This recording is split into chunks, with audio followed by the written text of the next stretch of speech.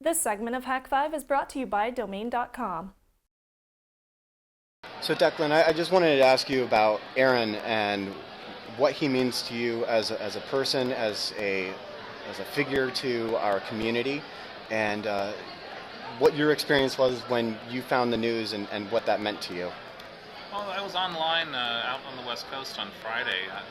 This is just less than a week ago, and as soon as I saw the news, it was the MIT tech, I think, that was the first to report the news of his death. I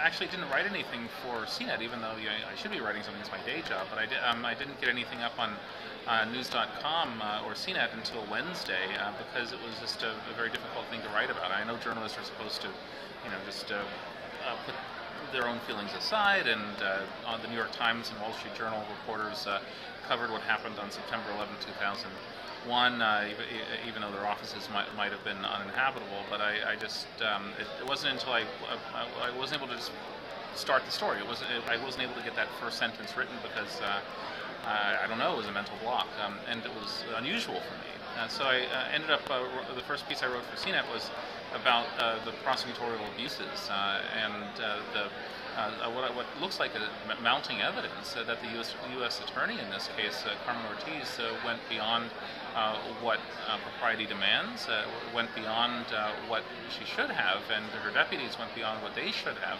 in this case. Not all the facts are in. There's a congressional investigation underway, but I would be surprised if this didn't. Well, put it this way, I would not be upset if this ended with. Let me try again. I would not be upset if she resigned. I would not be upset if she were removed from office. We don't have all the facts in. I don't mean to prejudge, but it does not look good for what these attorneys did.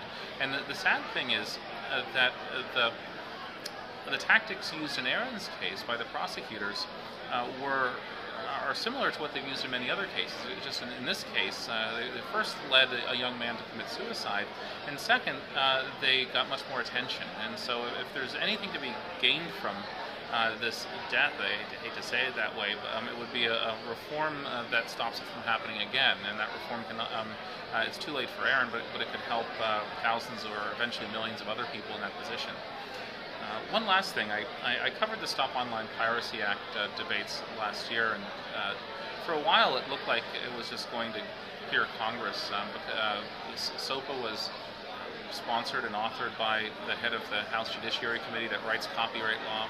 Protect IP, the Senate version, was sponsored and authored by Senator Leahy, who heads the committee in the Senate that writes copyright law. And so these things seem like a done deal. Senator Wyden was trying to fight a defensive action, but he was just delaying the inevitable. At least that's what a lot of people thought.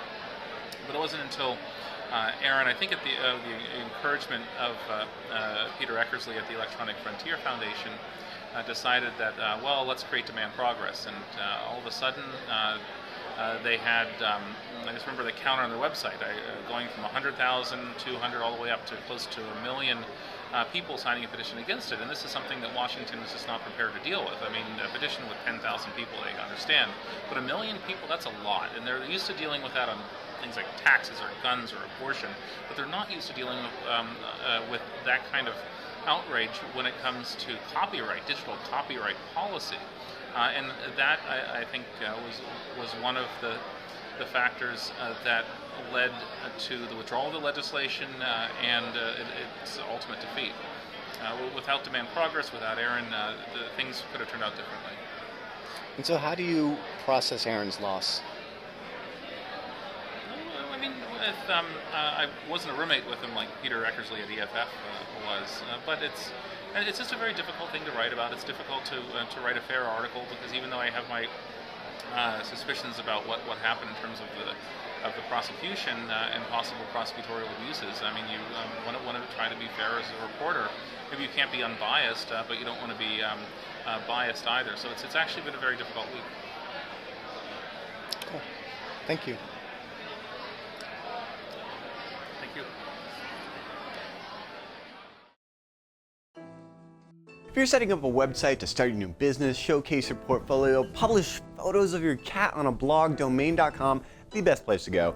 for your next domain. And check this out, you're thinking about that domain, you're like, what should I get? You should get yourself a .com. Trust me on this one, a .com is globally understood, recognizable, immediately lends credibility to your website, no matter what you choose. If you're into the whole investing and buying and selling domains, .coms have the highest aftermarket value. And now you're thinking to yourself, all right, so I'm getting myself a .com, where am I gonna get that? You're gonna get it at domain.com. Shannon and I love them. They are so affordable, reliable, easy to use, and they're really a lot of fun to do business with because they've got an active social media presence on Twitter at domain.com. They really just make it a fun place to do business. They're huge fans of Hak5, and so they want to hook you up. 15% off their already affordable domain names and web hosting. All you have to do is go to domain.com and at the checkout use the code HAK5.